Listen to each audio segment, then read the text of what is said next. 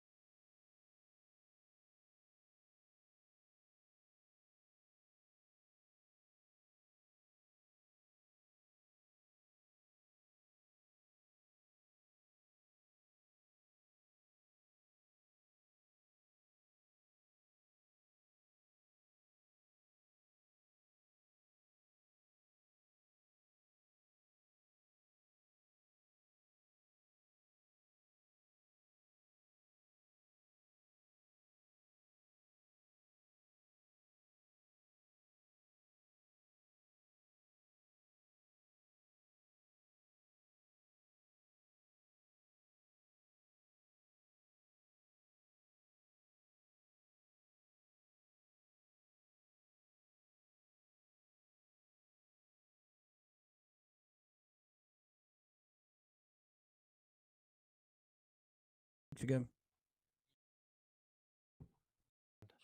So pretty much same time in each. Yeah. I'm gonna do my best Rich McWhorter impression.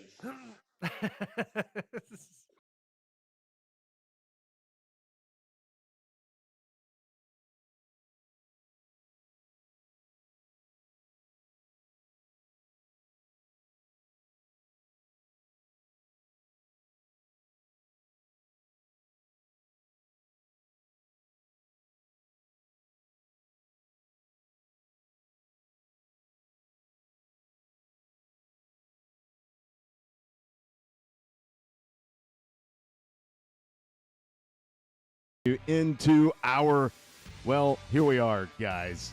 We're like all over the screens. We can look down, up, over, whatever. But welcome to the show and welcome to Week 12. What's up, fellas? Hey, Walker. Hi, Caleb. How are you, bud? Hey, Nope, I yeah. gotta look this Hey, way. bud. Hi, Caleb. Hey, hey guys. Oh, hey, Jeff. What's up? What's up? Is this like the Bo, Brady can Bunch? you hear me?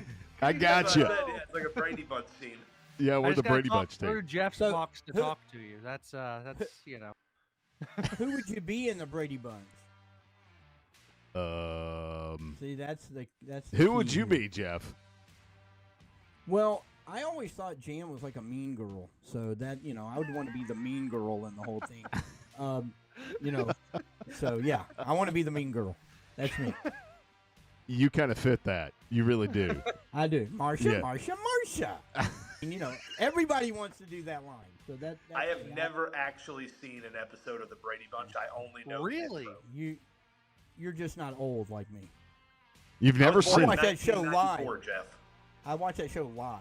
Okay, that's how old I am. live. It was live? Well, you know what I'm saying. When it's in its original run, like in the early '70s. So What year he was that? saw the originally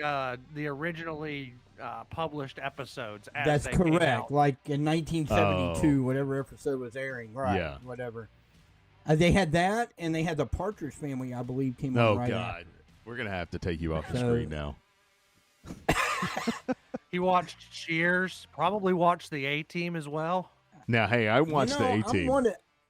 You ready for this? I didn't watch the A-Team. What? I just never. I don't know why. I never did. I love the movie though. The movie's great. It's an excellent TV show. Well, so I heard. Never watched. What about Dukes of Hazzard? Were you a big Dukes of Hazzard watcher? I was. Yeah, Uh, I was for sure. Daisy Duke is the only character I know and remember. Why is that not surprising? That's it. Well, what happened was is your mic went out as soon as you said that. So why did you like Daisy Duke, Jeff? And we lost Jeff. I mean, it's pretty obvious. Do I really have to? Yeah, it's don't go pretty there. obvious. Let's Do I get to- have Hey, and explain we've it? got a special edition today. Bo Wilson Yeah, with I'm not going. glasses, everybody. Yes, glasses. And glasses. Bo Wilson playing Seth Chapman too. That's right. Yes, we're playing producer, we're playing host. I know Seth. Yeah, I know Seth Chapman. Bo is no Seth Chapman. I said We he was all know playing Seth Chapman. I didn't say he was Seth Chapman. Yeah, the question is, did Well, Seth get Given his how picks Seth's in? picks have been going, that might not be a bad thing for Bo. Hey, I'm out of the basement. Look, Yeah, he is out of the basement. I'm out of the basement. So He's out of the that's a good thing. Right. Onto the first floor. Uh, Out of the speak- basement into the lobby. Yeah, speaking of that, guys, week 11. Any surprises to you? I mean, yeah, there were definitely some surprises. I mean, some of the biggest surprises I didn't even think necessarily happened in our coverage area, but they affected our coverage area. How about Pickens beating GAC and blowing the Region 6-3A race just wide open all of Yeah. a Oh, sudden? that was huge. Chastity was like, "Thank you," and Yeah. so Dawson County also thank you. Yeah, Lumpkin just County huge. was not like thank you. They were Well, not. but they're now in play for the 2 seed all of a sudden if Chestatee beats GAC this weekend. Absolutely, but I'm sure that Heath Webb would have loved to have clinched that playoff spot after he beat Dawson County last week. You know what I mean? But I think they were in Yeah. a good enough position in the power ratings. I think they're going to get a playoff spot regardless of if they actually make the top 4 in 6-3A. I mean, right now they would be like they're 12 spots up from the last team in the playoffs right now. So I think they're in pretty good position.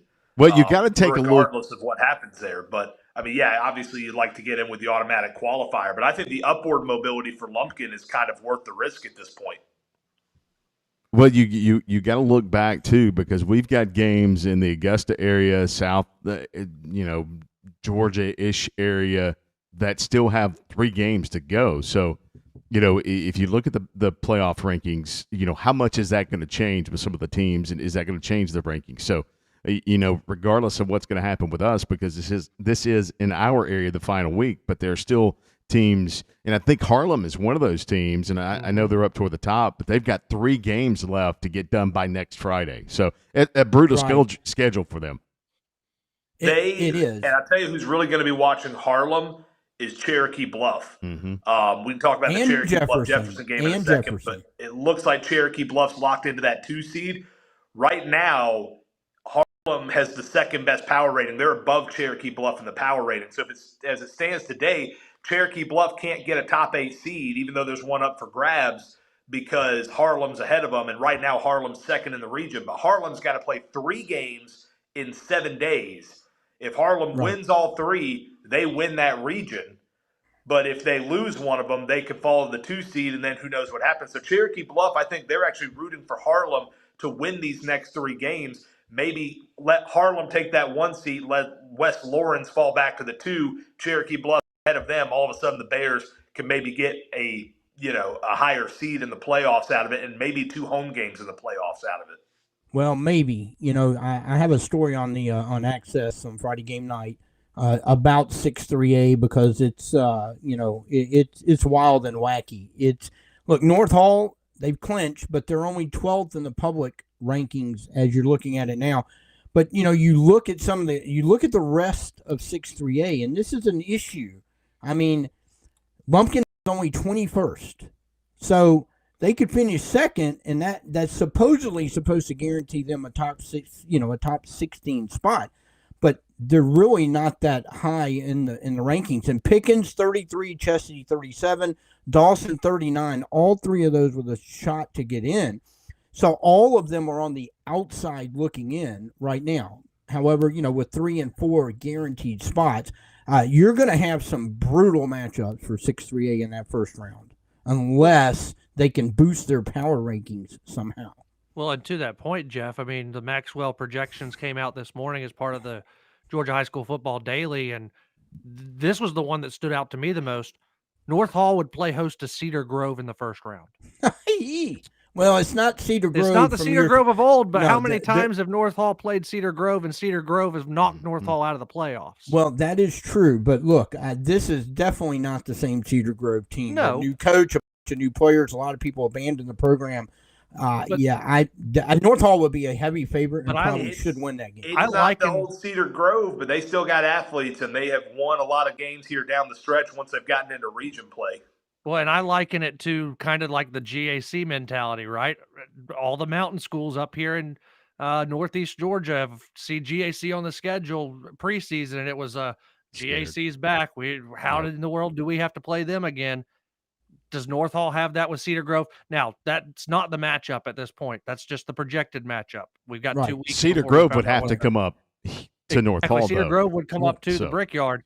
Well, look, you should know this, Bo. Your alma mater. We thought that a few years ago with Sandy Creek had to come up to Dawson County, and you could see the look on Sandy Creek. They kind of already figured they'd won this game, and Dawson County absolutely smacked them in the mouth and won that game at home. Anything is possible. And this North Hall team reminds me a lot of those gritty Dawson County teams. I mean, they come at you hard. They're physical. I like North Hall in a first-round matchup just about against anybody except for those super top teams. I think it's once they get to the second round. That, I think, might be the issue for everybody in 6-3A. Well, I mean, it's been the Smith-McGarvey show, right? Now that he's kind of taken over at quarterback, he's really started to kind of put his mark on this team, throwing the ball like you see in these highlights against Lumpkin County in that what ended up kind of being the region championship game that basically clinched them the region title. He threw the ball all over the field. He did that again against Johnson. Didn't have to throw it much, but he did throw it well when he was in the game. So the question becomes for North Hall this week against Dawson. I know we're still talking about last week's games, but North Hall Dawson not exactly on our conversation games a little bit later on. Is North Hall going to show up to this game knowing they've already got the 1 seed, or can Dawson pull the upset? Because that's kind of, you've got the 1 seed locked up. The game doesn't mean a whole lot. It is senior day though. Yeah, that's the kicker. Absolutely. Playoff. Yeah. Right? But well, I asked Heath Webb about that in that story, which was quoted. Sorry, Caleb. And I said, look, there's a temptation at this part of the season when you've already clinched. You might rest some guys that you need to get healthy. And he goes, North Hall can't afford to do that because of the power rankings. You're 12, which means you're a region winner, but right now that would put you in the bottom of the top 8. The 6th seed is where they're projected right now. Right. Well, still, that's on the lower tier. Yeah. So you've got to win this game if you're North Hall. Otherwise, you're going to see your stock fall. So it's a huge game for North Hall. Right now, as it stands, Calvary Day is currently looking like they're going to win their region, so that takes one of the top 8 seeds out, which means the lowest that a region champion can finish in the playoff field is 7th. And the thing is, how much movement possibility is there for North Hall this week? Like, if they win, like Dawson County's win-loss record isn't great. So, like, if they win, like we just saw North Hall win a game 56-7 and drop like 4 spots because it was Johnson was their opponent. So if they beat North Hall, can they even move up? And if you're already locked into one of the bottom spots, essentially, of the region champion teams available, like, does it really matter a whole lot for North Hall is a good question. Now, it might matter for them in terms of how they're playing. You want to make sure that you're playing well going into the postseason, but you're going to get a bye week between now and then anyway. I want to talk more about the chaos scenario that is lingering out there in 6-3A that involves this North Hall Dawson County game. But if Dawson County wins, if Pickens beats Lumpkin and Chestatee beats GAC, 5 guys, teams. all of a sudden we've got, I think, a 5-way tie.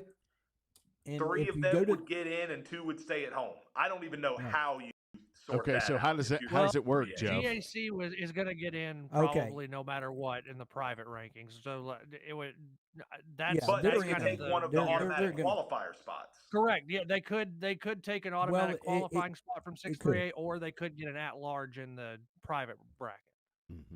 Well, here's how it works, guys, because I asked Heath Webb, I called him specifically about that. First thing he said was, well, I better make sure we win because I don't want to see that scenario. So what would happen if that's the case? They're going to take the plus 12, minus 12, and determine who is the 2 seed out of all 5. Then they're going to take the head-to-head records of the other 4 teams. So if you've gone 2-1 already, you're in great shape.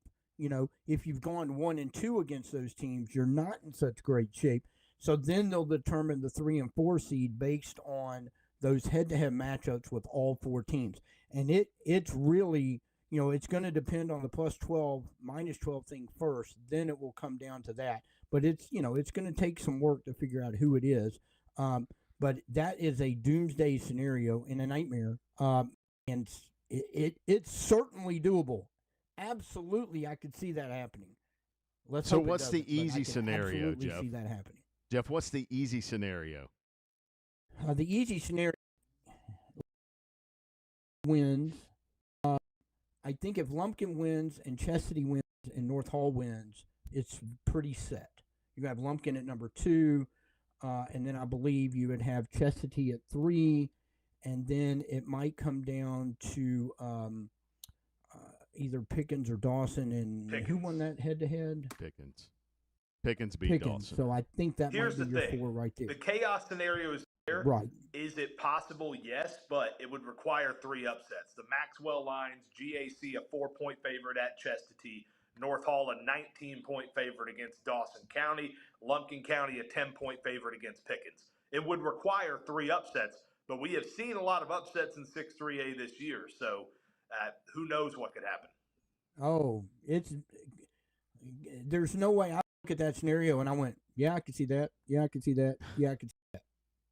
I think North Hall is the tougher one, but you're going to have a Dawson County team that's going to be, just playing for its lives. So they're going to pull out all the stops, and we know what Sid Maxwell can do when their back's against the wall. Yeah, Bo, quickly before we move on, the other thing that kind of surprised me was how Jefferson won over Cherokee Bluff. Oh, yeah.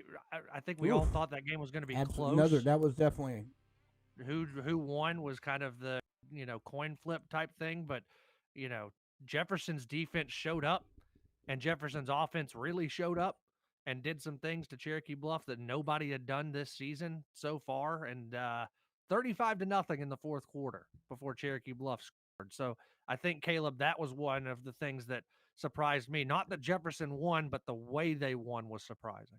Yeah, what Jefferson did on the offensive side of the ball didn't surprise me a ton. It was what they did on the defensive side of the ball that is the talking point to me. I think Cherokee Bluff had like 30-something yards of offense at halftime. This is an offense that was scoring 36, 37 points a game, and they had not played a schedule of nobodies. I mean, they've gone to Oconee County. They have played North Hall, who's a region champ in Class 3A. They have played Lumpkin County, who's got a Division I athlete at the quarterback position, a Power 5 athlete at the quarterback position. And Cherokee Bluff, offensively had looked pretty good all year. Brooks Bryan had gotten better as the season wore on. And I know that we talked a lot about the passing game for Cherokee Bluff, but I think the real key to this was Jefferson just stonewalled the running game. And I know we've talked a lot about Brooks Bryan's arm in the passing game, but I think what we learned in this game was Cherokee Bluff has to run the ball to be successful. I think just point blank. If they can't at least run the ball somewhat well, the passing game is going to really struggle because a lot of what they do is based off of play action. A lot of what they do is taking shots down the field. And if the defense doesn't have to respect that running game, what you saw against Jefferson happens all of a sudden. There were opportunities in that first half for Cherokee Bluff. They blocked a punt early in that game, got the ball on like the 15-yard line. And, all of a sudden it's 3rd and long. Brooks Bryan has to take a contested shot to the end zone, picked off, no points. So I think that's what we learned there. The biggest thing we learned, Jefferson's defense might be the best unit in the state of Georgia in Class 3A all told. They are phenomenal. But what we also learned is when Cherokee Bluff gets into the playoffs, they better be able to establish a running game, because if they don't, for all the talk that we put into Brooks Bryan and KT Thompson and all that stuff, I think they're going to have a lot of problems offensively if they can't get that ground game going. All good points. I've watched the Jefferson defense, and we know exactly how they play. I mean, Keelan Butler, he is the motor, and I keep saying that because you see him up front and the way he gets into the backfield, and then he's got a really good supporting cast along the front line, and then let's not forget the second level with the linebacking core. Jaden Yang, Max Brown, those guys. I mean, the defense, as you said, Caleb, I agree with you. They are one of the best, if not the best, defenses in the state. And it's taken them some time to get to where they are, because let's not forget, Sammy Brown was here a year ago, and it took them some time to figure out life without Sammy Brown on the defensive and offensive side of the ball. But as you said, you saw exactly how it's all come together for them against Cherokee Bluff, Walker. Yeah, and Jefferson now goes to Oconee County. I think that if that defense shows up and stonewalls the running game, I don't think they have any issues there. I think that's the calling card that we learn now of Jefferson's defense. So that'll be an interesting matchup to watch. But the way that they stopped the running game was just so impressive against Cherokee Bluff. And I said Cherokee Bluff had to run the football to get any sort of success. And Jefferson shut that part down, and we see what happens now where Jefferson's the front runner for the region championship. Yeah, Jefferson. I did not expect that.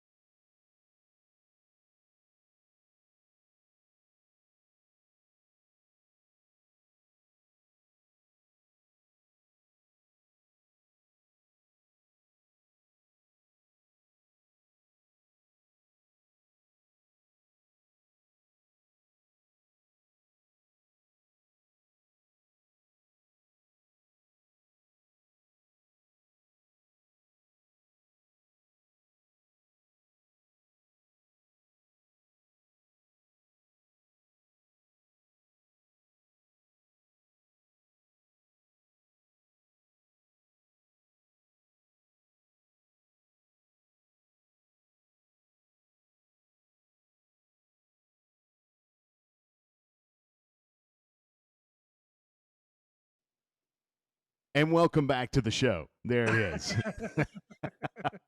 Boy, we miss Seth Chapman. Yeah, just one click of the button there as far as the mute goes. But, yeah, welcome back to the show. And let's get to it quickly here. Mill Creek at Buford, a big game coming up for these two teams. It's been a big matchup since they started playing a couple seasons ago. And now here they are again playing for a region championship, Walker. Yeah, this is a huge game, right? It's a rivalry game. It's for the region title for all intents and purposes. I think Mill Creek, with a win, they would force a three-way tie in 8-6A. And Buford, of course, if they win, they finish their region title or their region schedule unbeaten. It goes back to this again for me. It's the running game. It's Buford's got to continue to be the Buford of old, the Buford we all knew when they were just running through state championship after state championship after state championship. They run the football. They end up being.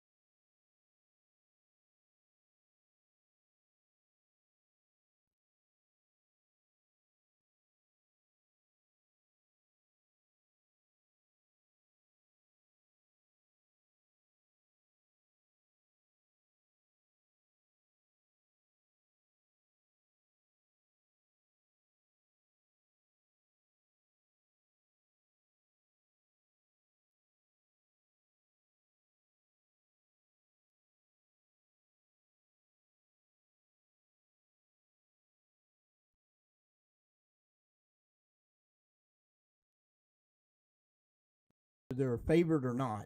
It's going to come down to the two offensive lines against those two stacked front sevens of both defenses, and whichever offensive line can.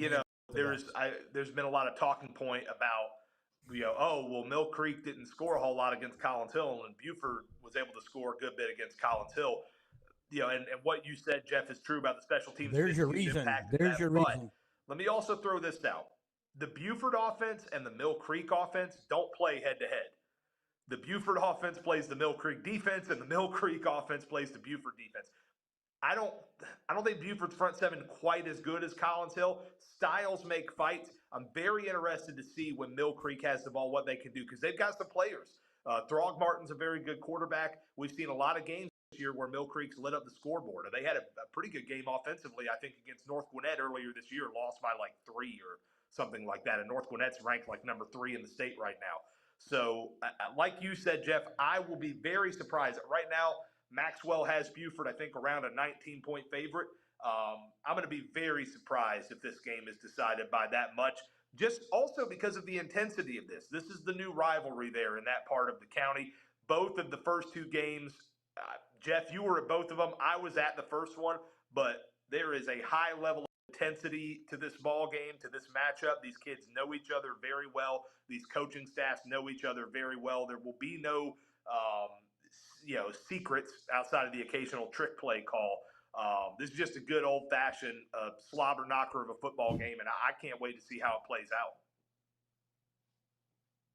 Yeah, absolutely. I totally agree with what you said on that. But you see these two teams go in against each other and the way they played the last couple of years. What's it been? A touchdown?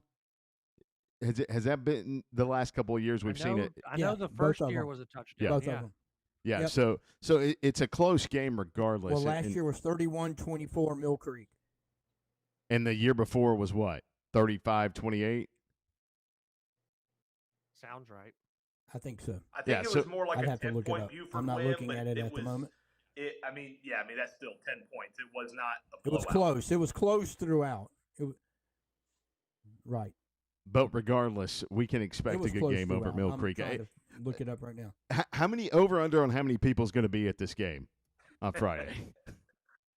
11,000, 12,000. I think I wrote in 5 things. You better get there a couple hours before kickoff because parking and then finding a seat. Oh, yeah. Well, Good luck. we've been working on a video talking about this is the last season for Buford and Tom Ryden Stadium. They hosted this matchup in Tom Ryden in 2022, and the crowd there, I've never seen a 39-27, guys.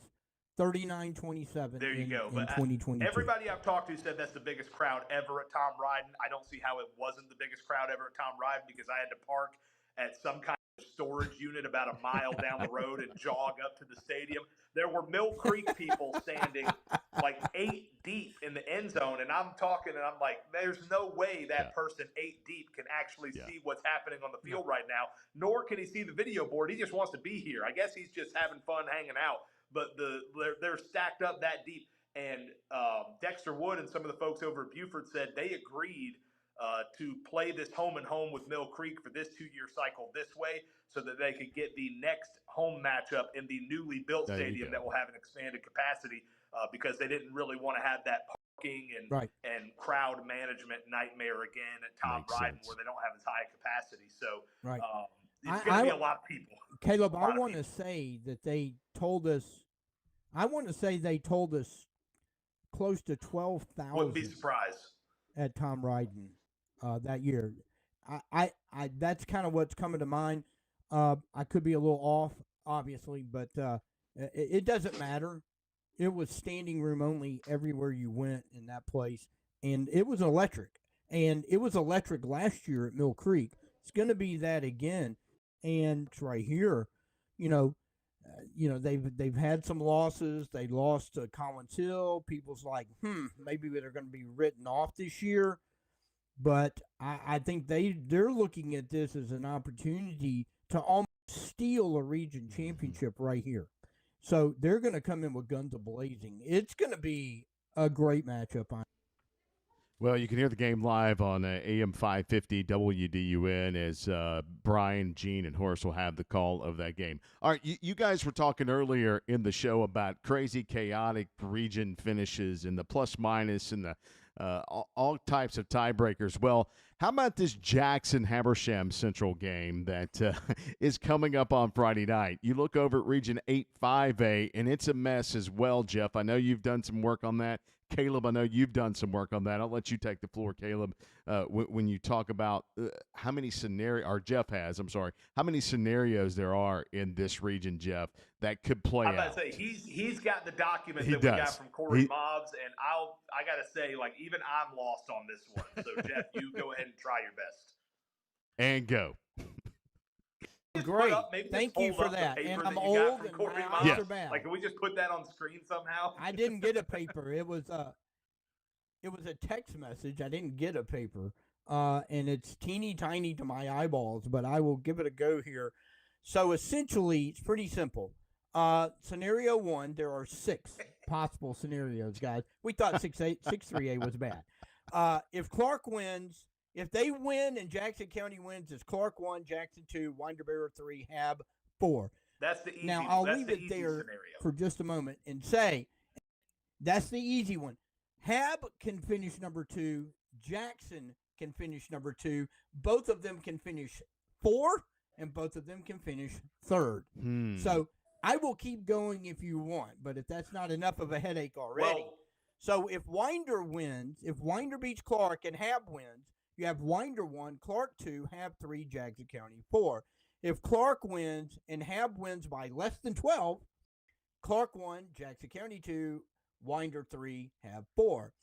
If Clark wins, Hab wins by more than 12, Clark 2, Clark 1, Hab Central 2, Jackson County 3, and the Double G Bulldogs dropping to 4. If Jackson County wins and Winder-Barrow wins by less than 12, you have Clark 1, Jackson 2, Winder-Barrow 3, Hab 4, and here's the fun one. Scenario number 6. If Jackson County wins and Winder-Barrow wins by more than 12, Clark 1, Jackson County 2, Winder 3, Hab 4, three-way tie. Winder-Barrow would be eliminated from the region due to the -3 over loss over Loganville. Jackson County would be eliminated for the region title because of its head-to-head loss to Clark. I've got a headache. Unless Jackson County wins by two or less. Yeah, then there's an if by 3 or more, an if by 2 or less, and I give up. So there you go. Here's the interesting takeaway to me from all of these. Somehow Jackson and Clark County win. Somehow, because the way the tiebreakers, and I will say props to Region 8-5A for actually having like a list of tiebreakers to go down so that we don't end up with like, the show up on Monday and draw names out of a hat or something. But at least they have tiebreakers. But somehow, because of the way they work out, there's no scenario where Jackson County can get the 1 seed, which is unfortunate. Because of their loss. Because of their more than a 12-point loss to Clark earlier in the season, where I was at that game, and it was a one-score game for quite a while, and they just couldn't put anything together. So, yeah, but again, get into this actual game now. Let's actually talk about the Jackson County Hab Central game. Walker, I don't know your thoughts, but to me, the matchup to watch, Jackson County defense against the Habersham Central offense, because I think those are the two best units on the football field. Yeah, I completely agree. Those are definitely the two best units in this game, is Jackson County trying to slow down the Habersham offense that can get up and down the field really, really quickly, run game and pass game. But I think the more interesting matchup is the other side of this scenario, right? I think it's the Jackson County offense versus the Habersham defense. Habersham struggled to stop the run at times this year. Jackson County likes to run the football. Can Habersham slow down the Panther running game is going to say whether or not Habersham has a chance in this game. Because if Jackson County is able to run the football and bleed time, get big chunk plays, convert on 3rd and shorts, oh, by the way, they can throw the ball and convert on 3rd and mediums too. Habersham's defense is going to have to get off the field, Jeff, because if the Raider defense is on the field for a long time, that offense isn't going to have many opportunities to push the ball down the field and score quick. I know. I kind of agree with you, Chubb, is to look at that, that defense. Right now, I think we got a little Jackson County 92. Are you there, Jeff? I think we've lost Jeff. Can y'all hear me, guys? Yeah, I got you. Go. I'm here. Okay. I don't know what the last thing you heard. Jackson County is on a 4-game win streak. That's their loss. It's been pretty good all year. The offense is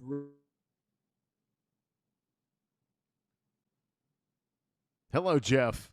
Jeff is frozen. To restart the modem. Yeah, we got to. Hey, Jeff, you might want to just restart your. You might just want to hop out and rejoin because I think we're having some technical issues there. Or move back, or move closer to your modem, or your router. Hey, Jeff. Are you there, Jeff? Okay. There it is. And no, it's not. Bo, what are your thoughts? Go ahead, Bo. What are your matchup? thoughts? Am I back? No, you're not back. Just sit there for a minute till your internet catches up there in Cleveland.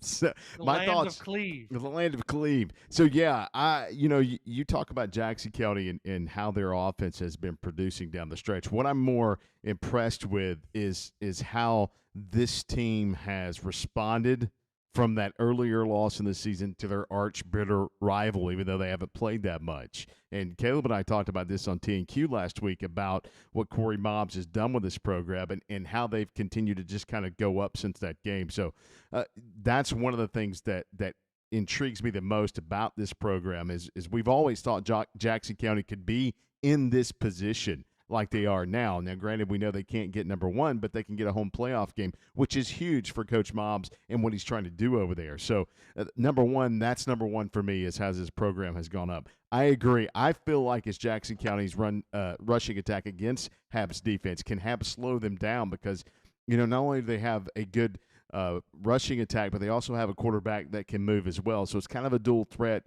for this Habersham Central defense. So, that's interesting to me to see what the the Hab defense will do against Jackson County on Friday night. And personally, don't want to give away a pick or anything, but I kind of feel like Jackson County is going in to Mount Airy on a big-time mission to seal a home playoff win on Friday.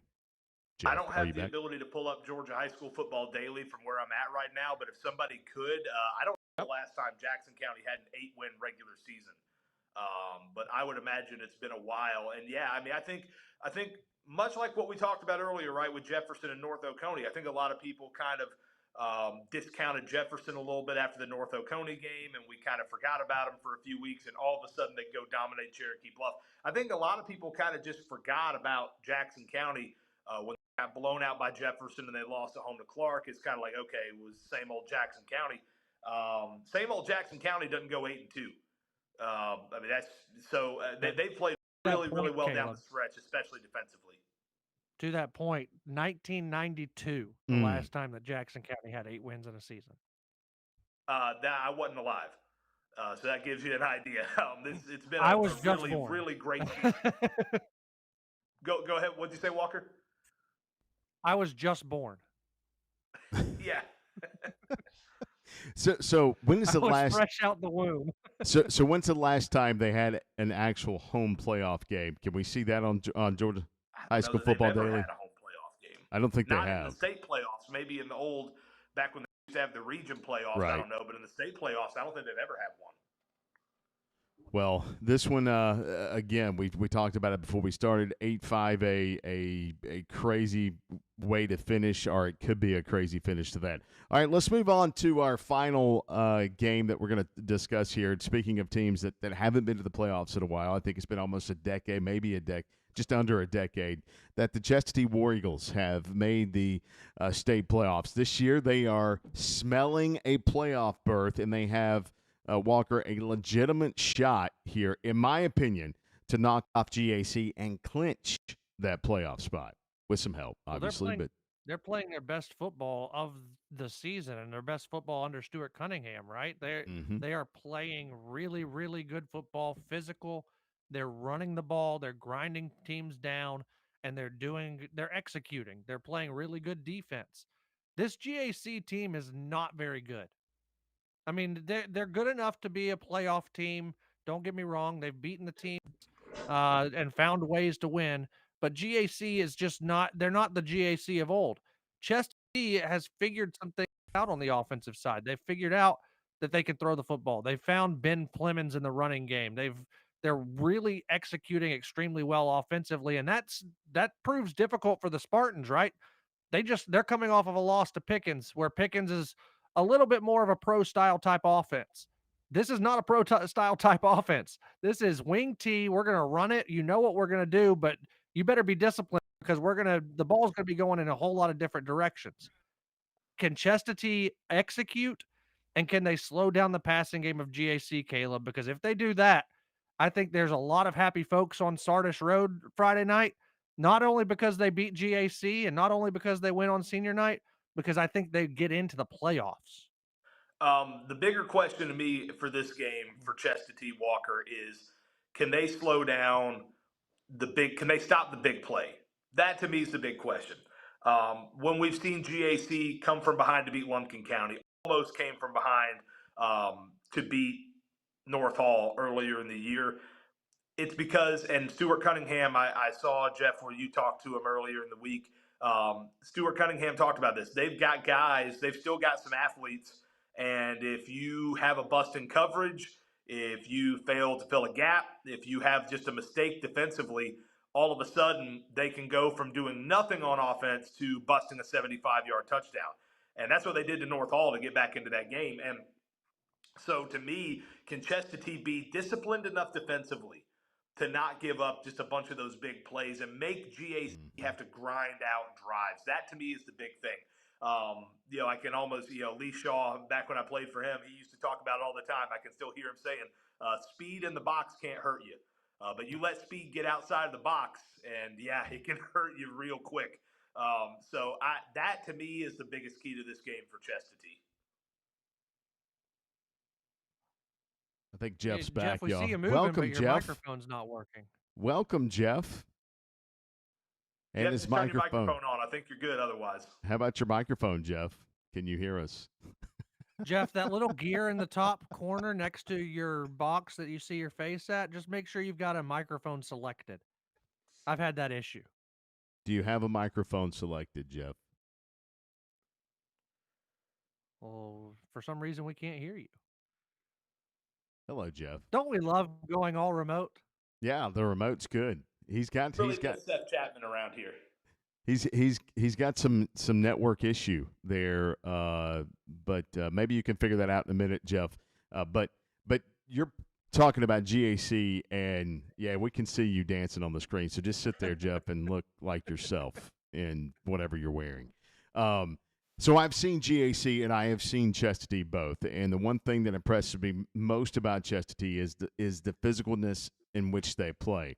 And I talked to Coach Cunningham earlier this week, and we were discussing kind of, what's the difference from last year into this year. And obviously we all know what the difference is. They understand the lingo of what they're trying to do with the wing T offense and with the defense they're trying to play. So you have a full year of that, and it's showing on the field. The production they're getting. Ben Clement's huge, 1,200-plus rushing yards for them this year, and this offense is moving the football and scoring some points. Defensively, though, the way they play very physical on that side of the ball. And Coach told me earlier this week, if you're not practicing hard, you're going to play soft. And so they basically tackle Monday through Wednesday, and that's why they're a physical team. On the other side for GAC, Tommy Young, their quarterback, he can throw the football. To me, this is where it's going to be, either win or bust for Chestatee. If GAC has success with Daniels, a very quick, fast receiver, if they have success down the field and Chestatee cannot get off the field on third down, it's going to be a huge problem from them in this game, Walker, when you see how GAC can move the football with their passing game. They also run a Wildcat package as well. It's okay, but it's not been ultra successful, but it could be if you're sleeping on defense. So that concerns me the most is GAC's passing game and the secondary of Chestatee. But I think the big thing with GAC's passing game, yes, they've got Daniels who can beat you over the top, but where they've really been successful against North Hall, against Lumpkin County, it's been the tight end. The tight end's been the biggest receiver for them in terms of making those attempted come from behinds or the successful come from behinds that they've been able to do. Chestatee, I think, is good enough in their front seven to be able to match up with the tight ends on short routes. But if they just decide to try and take the top off with the tight ends, that could be an issue. But I go back to GAC's offense.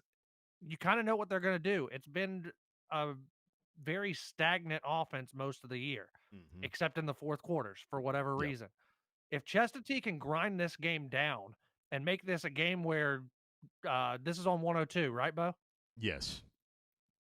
So if this is a game where Bo Wilson is off the air by 9:15, Chestatee wins. I agree. I mean, I've watched. Like, look, the thing about it is Chestatee can grind the clock. They can move the football down the field. But if you're not scoring, of which they did against North Hall, the 8-minute opening drive they had and didn't get any points off of it, that's going to hurt them. But but this Chestatee offense is different now than what it was against North Hall. They're much more experienced. They're much more physical. They've figured out what works. Like you said, they've learned the lingo and whatnot. So the offense has grown dramatically since that first Region 6 3A game of the season. That's where I think, if this game is 9:30 coming to a close, I think Chestatee's won this game 21-7. If it's closer to 10 o'clock, that's when we start seeing maybe GAC in the game or ahead in the game. All right, guys. Dan Kiley, he's waiting in the green room or the bullpen to come on the show as he is going to be our guest picker this week. So we'll see what his Mill Creek Phantom's going to be as we get him on the show. We'll take a break and come right back right after this. The Friday Game Night Pick'em Show continues. And on the backside, we'll get to our picks. Week 12 picks coming up after this.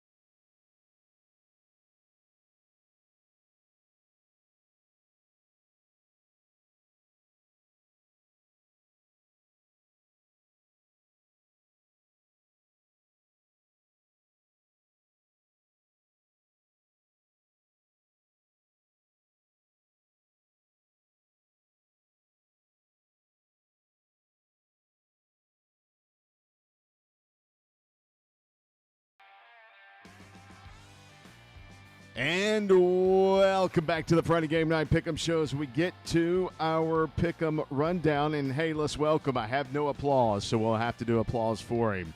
Welcome, Mr. Dan Kiley. Hey. Hey. Hey, guys, what's going on? Oh, we're talking high school football. We're wondering, we wanted to get you in here this week to kind of get your opinion on this big game. I think it's a big game. Buford-Mill Creek. What say I've you? heard of it. You've heard of it. Give us some of your fandom. Hey, this is it's always going to be a great game. It's hard to believe this is the third matchup already, having never played before. And, we're really separated by, I don't know what it is, actual miles, but as the crow flies, it's probably, 3 miles, 4 miles? We've talked about this forever and ever, amen. Up there in Hall County, you have these schools like East Hall and North Hall, Chestatee, all those schools right there on top of each other that all those kids know each other, all the parents know each other, they all grow up together, they go to church together, they shop at the same stores. Same thing said for these Mill Creek Buford kids. When they don't have a game, there are games. When our kids don't have a game, there are their games.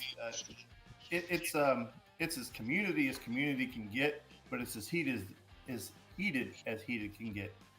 Both groups really, really want to win, so it's going to be a great game. Guys, am I on finally? We've got Jeff Hart, ladies and gentlemen.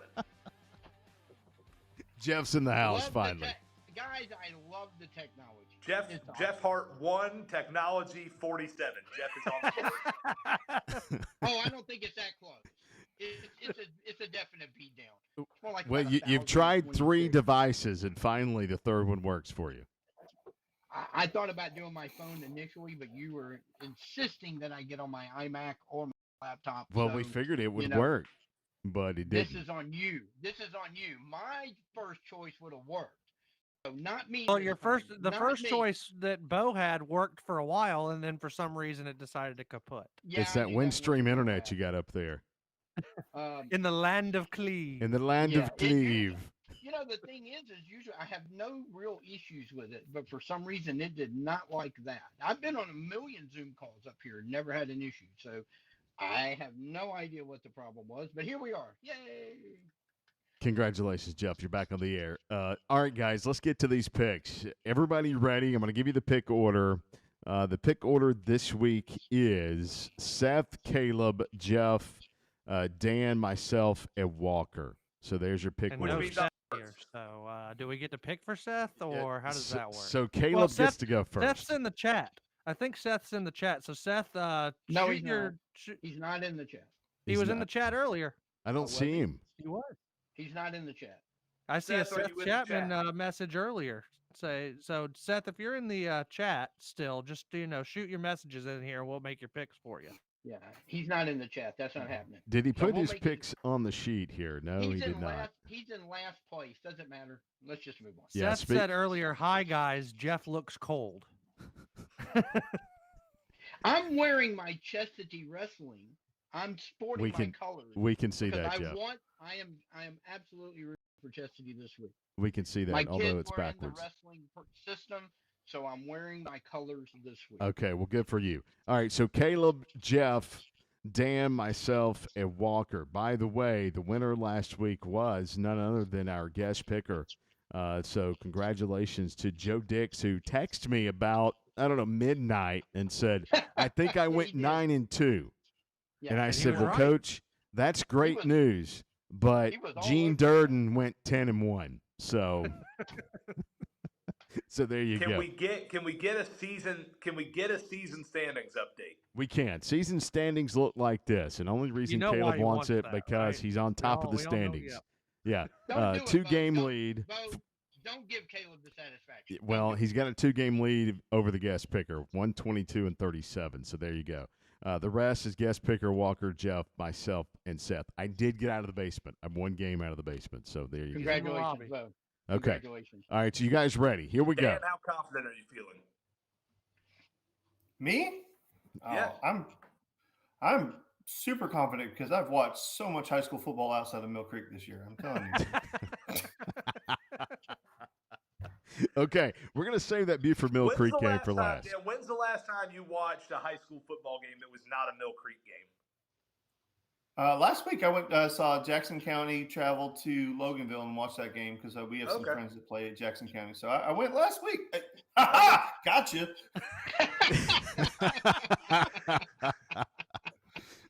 Okay, let's start at the top here. We're going to move Buford actually down to the bottom, but Dawson County at North Hall, Caleb. North Hall's playing too well right now. Dawson County's going to be fighting for their lives, but I think the quality gap is a little too much to overcome here for the Tigers. I like North Hall at home in this one. I agree, same, and they have a lot to play for, so Pender's going to have them ready. Yeah, I agree completely with that assessment. So give me North Hall in this one. I just want to go on record before I make my pick and say that I think Bo is pumping artificial bass to that microphone to get that sweet sound. I'm gonna go with North Hall. I think they're playing pretty well from everything that I've seen and read. So I'll go North Hall. I think the Trojans are going to come out of that region championship winning game against Johnson. This game close. Dawson playing for their playoff lives, but the Brickyard is the difference. Give me North Hall. East Hall at Cherokee Bluff. I'm going with Bluff in this one. I think they get up off the mat. I agree. Like what East Hall did last week, but Bluff is much different than West Hall. The only question is, how banged up are the Bears, and is there going to be a letdown after, putting a lot of stock in that game that was for a potential region title, and now you got to turn around and play a game you're supposed to win. Those are the trap games. So I like the Bears, but they better watch out. Dan, I went in front of you a while ago, so I'm going to let you go in the order that we have. So you're up. East Hall's got a quarterback that I know personally. Jamarcus Harrison does a great job for them, but you got to go Cherokee Bluff. I think their quarterback I think his name is O'Brien, right? Brian. Does a great job. Yeah, does a great job. I think Cherokee Bluff is going to win this football game. Yeah, I think this game's going to be a feature of two really good quarterbacks, but the problem is the defense on the other side for East Hall, I think, is going to struggle against Cherokee Bluff. Jamarcus Harrison, what a dynamic player he is. Almost 450 yards of total offense himself last week, but got to go with the Bears in this one. And there's a chance that there's a chance the Vikings can make the playoffs, but yeah, go check out Gaining the Edge this week on the YouTube page, also on XSWDUN.com with Jamarcus Harrison. Seth did a great job with that piece, but like Bo said, I think the East Hall defense is going to struggle against the balanced attack that Cherokee Bluff will throw out there at them. I think Cherokee Bluff runs the football better than they did last week. I like the Bears in this one. Okay, let's go to Elbert at Rabun County. That's an interesting game. It is an interesting game. Rabun had their shot last week and couldn't quite pull it off. I'm going to take the Wildcats at home in this one. I think they're the better team. I would like to say I was a little concerned on the passing game last week. They only threw 5 passes, only completed 1. The Athens Academy secondary may be one of the best I've seen all season. The Rabun receivers could not get open. That being said, they almost ran for 300 yards against Athens Academy, and I think that they'll be able to do the same against Elbert. But Elbert should have beaten Athens Academy as well. I'm going to take the Wildcats, but let me tell you, I would not be surprised if Elbert somehow walks out of Tiger with a win. This is a tough one for me. I mean, these are two historically great programs that have done such a great job. Being 3-2 this year or in the conference. I just when's the last time that Rabun County had 2 conference losses? I mean, it feels like it's been forever. Maybe not. I don't know. I just got to go with the home team. Rabun County's at home. I think that's the edge that puts them over the top. If this game was in the Granite Bowl, I'd pick Elbert. So I'm going to go with the home team, Rabun County. Yeah, so close for Rabun County against Athens Academy to having that region just kind of a total tie up at the top there for the top spot of that region. I got to think Rabun County does get up this week at home. So give me the Wildcats over Elbert. Walker. This is one of those games that really kind of boggles me, especially when we're told Ty Truelove 100%. They only throw it 5 times. Granted, Athens Academy secondary really, really good, but only 5 times that Ty Truelove throws the football. Interesting. Well, I was told, County, Walker, I was told that, the receivers look, and this genuine. They had trouble getting open. So, if there's an issue in the passing game, I don't really think it is Ty Truelove at this point. I think the receivers, might not be as stout as the receiving core as they've had over the last few years. Well, I don't know what that means going forward. Well, that was where I was going to kind of get to. It may not be Ty Truelove, but it may be the receivers not being able to get open. That's an issue. Elbert County secondary pretty darn good as well. I'm going to take the Blue Devils on the road to pull off the upset. Not a bad pick at all. And I'm going to save the graphic, basically, is what I'm doing. Flowery Branch at Cedar Shoals. Flowery Branch. Yeah, give me the Falcons. Flowery Branch. Why are you marking us for Cedar? Yeah, give me the Falcons. I thought they were the home in team. this That's one. my bad. Walker. Falcons in this one for me. Yep, I'm taking Flowery Branch as well. They get into the playoffs with the win. GAC at Chestatee. War Eagles playing for their playoff lives over at the Lynn Cottrell Complex. What say you, Caleb? Boy, I tell you what, if Sean Conley was still on the staff, he would hate me for this one. I'm going to go with my head over my heart on this one, and I'm going to take GAC close. I feel like they are going to get one of those big plays I kind of talked about earlier that I fear for the War Eagles. I think GAC wins a game. I'm thinking 28-17, somewhere in that ballpark. Is there any doubt who I'm taking this week? Let's go Chestatee. I want to see them in the playoffs. Let's go. Come on, Coach. I think Coach Hardy does such a great job at GAC. It's very hard to pick against them, and I say Reed Voiles is going to have 20 tackles. How about that? Dropping the stats. Okay, look. Give me the War Eagles in this one. I have a gut feeling. I'll take the War Eagles, Walker. I've said Chestatee is going to win this game for 2 weeks now, just based off how they're playing and how GAC is trending the opposite way.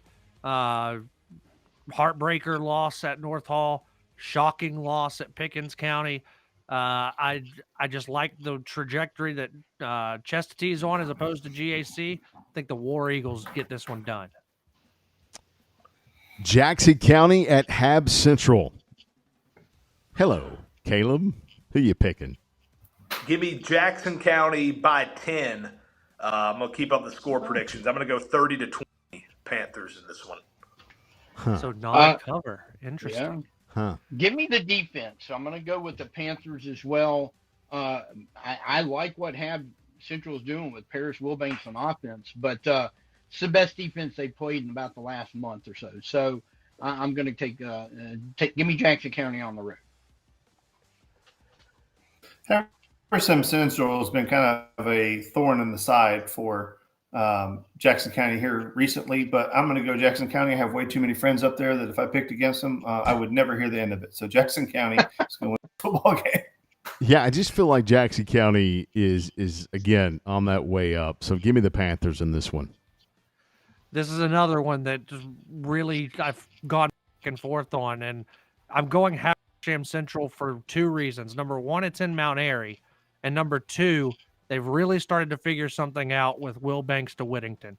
And so I think that's the difference here. I think that Jackson County slows down the running game.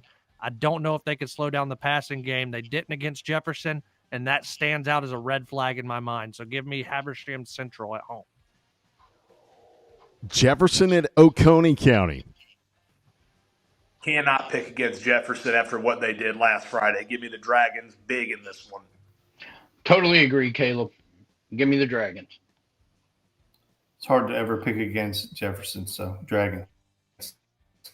Look, the Dragons won big last year. I know they have to go to Watkinsville this week, but Dragons all the way in this one.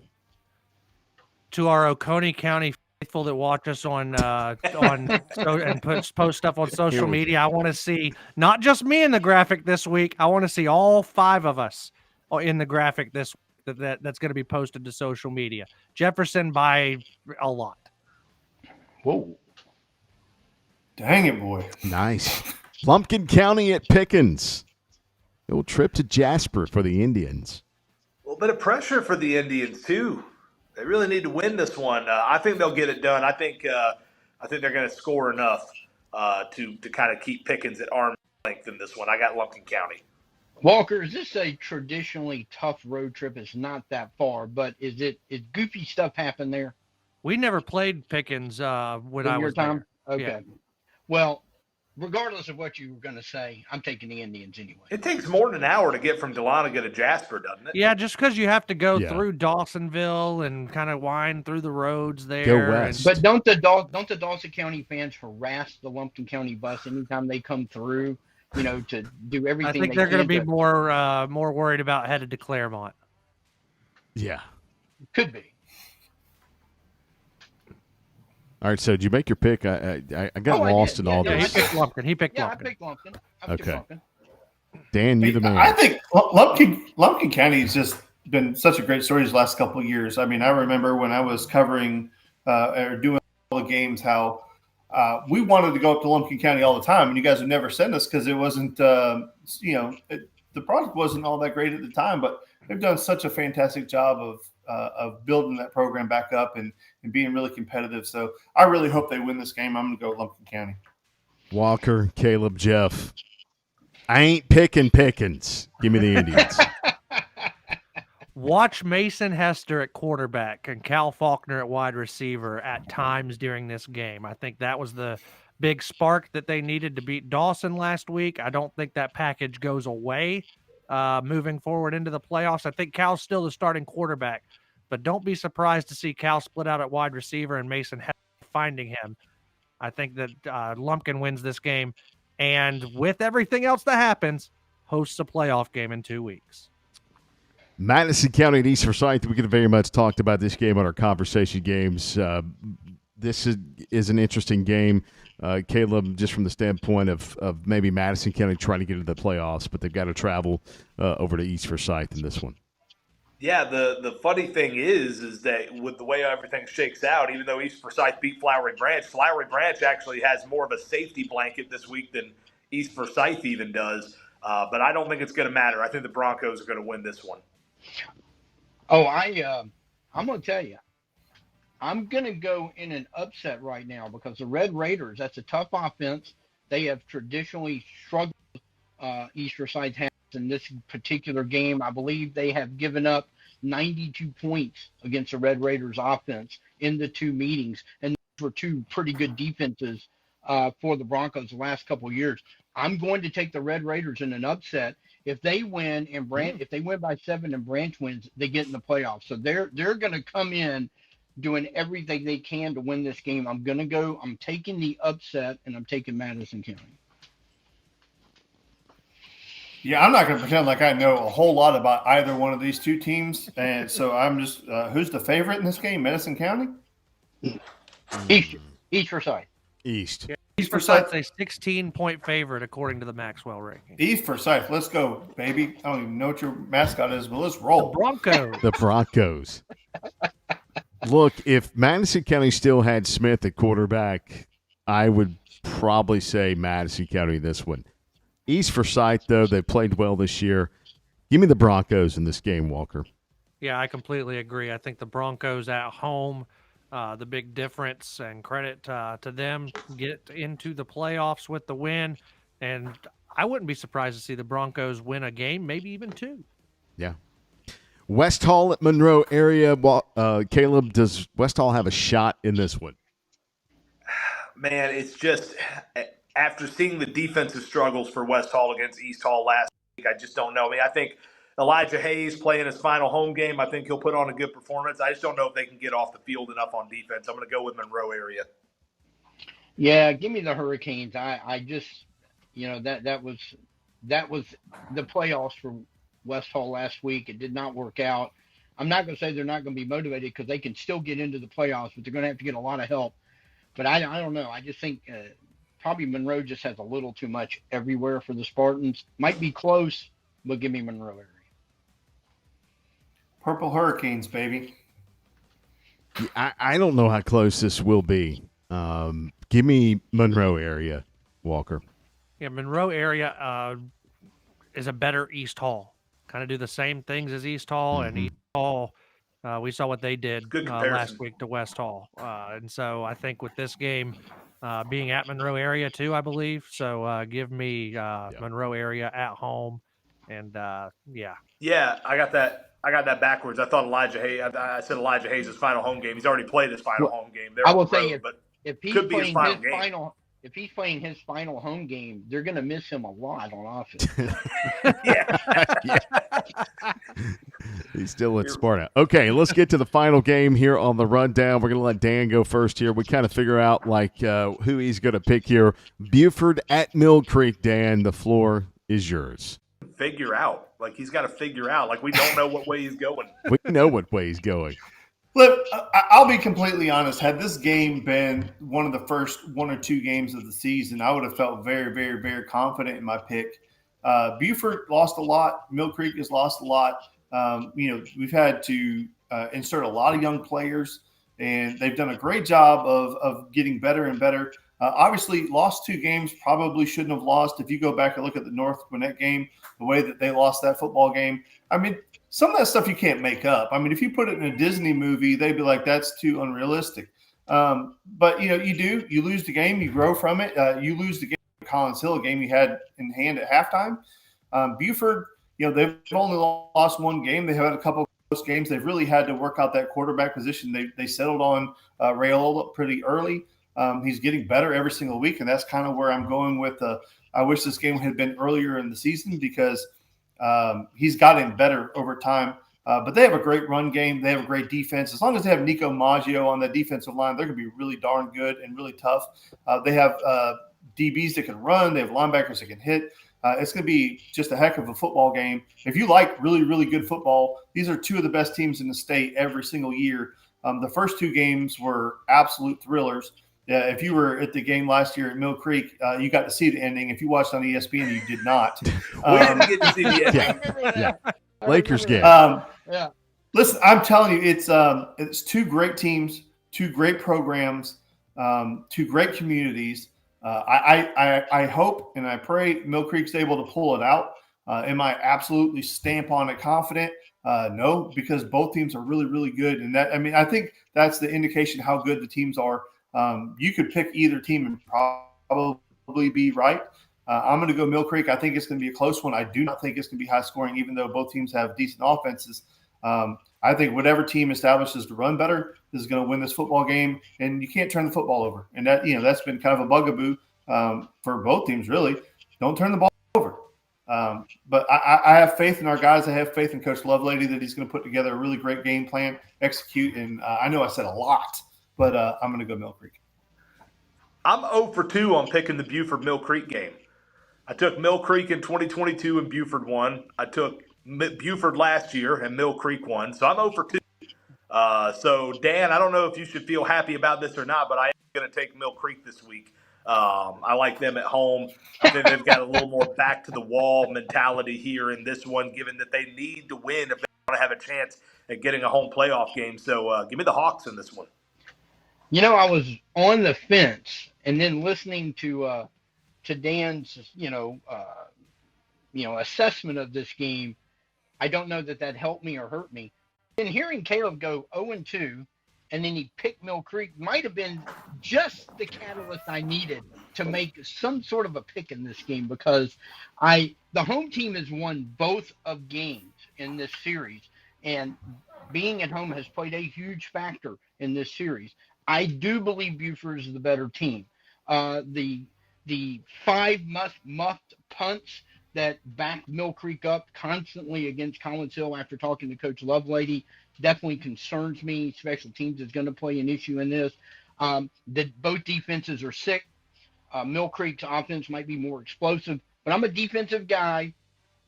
Caleb is 0-2 in his pick. He's taking the Hawks. I'm going to go with Buford. Yeah, that's a solid assessment there, as you said, for Dan and for you, Jeff, on what you just said. But look, I'm in one game out of the basement. So Caleb has picked Mill Creek. You just picked Buford. Did that help you? Walker, who you picking? I'm picking after you. That's who I'm picking. Give me the Wolves. This is what the game boils down to me, and Dan said it really well. Whoever gets the running game going and is able to establish that running game is who's going to win this game. I have more faith just because I've seen Buford more that Buford's running game is going to get going. Not to say that Mill Creek's not going to be able to. I just haven't seen them that often this year. I've seen Buford. I think that their running game is really good. They've been very physical up front. I'm going to take the Wolves to win this game, but it's probably going to come down to ESPN. Do they keep the feed on or not? I know that ESPN doesn't have the game, but I think it's going to be one of those last, end of game type situations as to who wins and loses this game. Coin flip, I'm taking Buford. Look, and not only this, guys, Mill Creek can still win the region, but they have to win this game by a touchdown. Both sides of the board. And if they're up 3 late and they have the ball, believe me, they're going into 2-minute offense to try to win this game. So, or at least try to get it to 7, which you never know. That can also backfire on you and you end up losing the game. So I think there's a lot of dynamics in this game. It's going to be another a classic high school game between two of the best teams in the state. All right, let's give Dan another round of applause. Thanks, Dan, for joining us here on the Pick'em Show.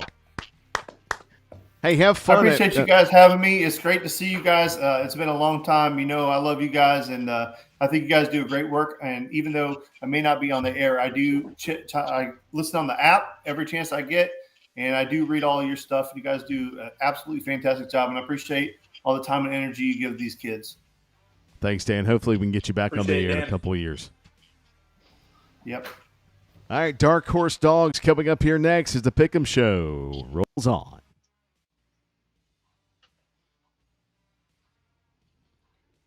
Appreciate it, Dan. Thanks, Dan. Appreciate it. Thanks, Dan.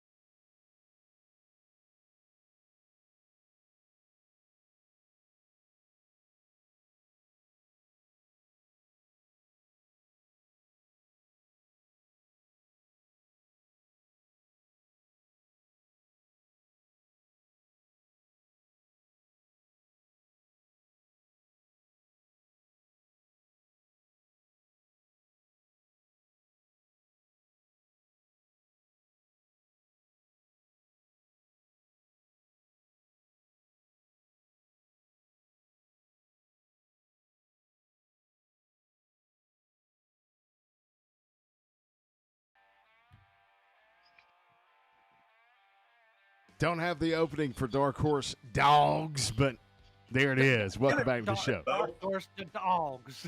The Dogs. Hey, good Pick'em segment there with Dan Kiley, by the way. There you go. Thank you, Caleb. How about them yeah. dogs? So the interesting part today is the picks. So what's the order? Somebody got it up? I've got it. It is Bo, Seth, Walker, Caleb, Jeff. I get numero uno. I am doing this week under protest. You That's always do like it under 3 or protest. You're in the lead by 33 points. Yeah. There's only That's the 3rd or 4th time I've had to pick last. If this is random, I want to. Are y'all even putting my name in there? There's you still only there, Jeff? one game that can beat you. It doesn't matter. It's the principle of the thing. Look, I'm. Y'all are Does trying it to really steal matter, victory from Jeff? me. Give trying me to Mill steal a Creek victory plus from me. 19. Okay. Yeah, of course you would take that one. At this point, I don't care, Jeff. Like, I'm just picking to Who's pick. next? I ain't picking pickings, Seth though. is supposed to be next, but he's not here. since he's not here, so I'll pick next. You know what? I took Habersham Central to beat Jackson County, so give me Hab Central plus 12. That a boy. All right, so I've been great on the picks this year, but I've been garbage on dark horse dogs. Horrible. Your word, So- not ours, but we will not disagree with you. So the only chance I've got is to start getting crazy, right? I Here need we go. crazy to happen. Get Here we crazy. go. So He let's went go crazy. with it. Reminder, he went crazy like week 3, but didn't realize he went That crazy. was unintentional. That was unintentional crazy. Unintentional. This is wish we- method to the madness. This is controlled chaos. All right. East Hall plus 28 at Bluff.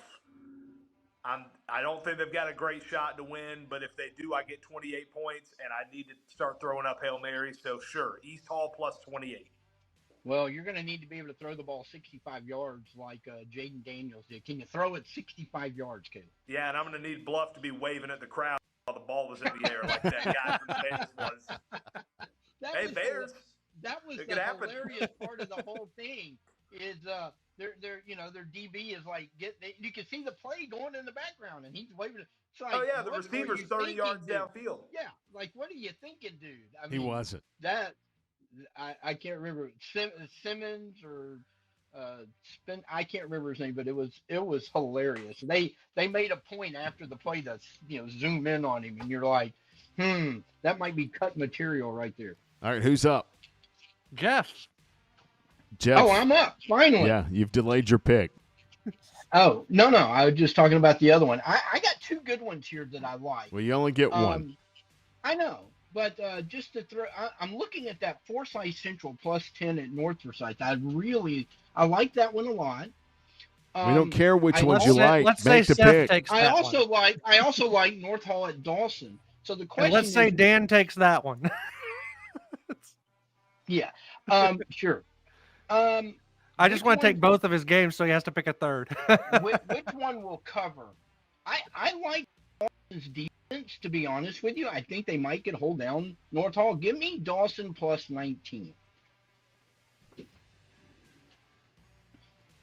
How And about Walker? Chastity only? How about Chastity only a 4-point underdog in, this week? I picked earlier. I had Habersham Central. But that's I an like interesting that one line. too. I like that one Chastity too. just 4-point underdog. I have a rule though. I like to go for at least the 10. Give me at least 10. That way, if I get the upset win, I also increase my lead in this. Yeah, So well. Okay. there's a method to my madness also, Caleb. All right, let's get out of here, guys. You ready? Let's roll. Sure. I'm ready. What's on the tailgate show, Caleb? We'll preview the Buford-Mill Creek game, and we'll have prizes to give away. By the way, season's running out, so if you haven't won one yet, you're running out of chances. Are we going to have You any can get a free leftover tank of gas, you prizes? can get some free barbecue. You can get all kinds of good stuff. Can I quit for a week to get the free barbecue? Well, the know question if is you- whether or not we'd hire you back afterwards. Yeah, that's the question. Whoa. Yeah. Wait, is that it? Would that be actual being out? Uh-oh. Wait, is there something I don't know? Buford at Mill Creek on AM 550, GAC at Jefferson over on 102.9 and North. Chastity, not Jefferson. Or Chastity, I'm sorry. I'll get it right. And Dawson at North Hall over on 94.5 FM The Lake. Don't forget to stay tuned after all the action. We'll have the scoreboard show with the two guys on the far, I don't know, Whoop, right? Whoop. Nope. Nope. They'll have you. I will not be there. I Oh, will yeah. not be on You the will not scoreboard. be there. I'm Just going to Walker. Jefferson, not the That's scoreboard. right. You're going to Jacksonville. Wow. That's right. I'm heading down to Jacksonville. Yeah, Go he's Dogs. going to forgot. Jacksonville. got It's the just scoreboard me. show. It's just you. That You're guy, solo right? this Me and week. Brian Perkle. Yes, That's right. you and Brian Brian. Perkle's there too. I forgot about that. And you can see the care in Caleb's face at this moment. He's going to Jacksonville. I mean, He's going to that's Jacksonville. I that's wouldn't a have pretty any good care place to either. go. No doubt about that. All right, check us Maybe out. I'll call him. Maybe I'll have Brian call him, and he can give his thoughts from the car. Check us out I on mean, X hey, at if Friday need be, Game I'll be Night. We'll somewhere give in you. South Georgia on I-75. So. Yes, you will. At X at Friday Game Night, you can check out scores throughout the night. We'll update at real time, and then go to the website, accesswdun.com, to the Friday Game Night page, and see the stories, highlights, and more of week number 12 of high school football for the entire crew. This remote crew today. Enjoy week number 12 of high school football. Bye-bye. See ya.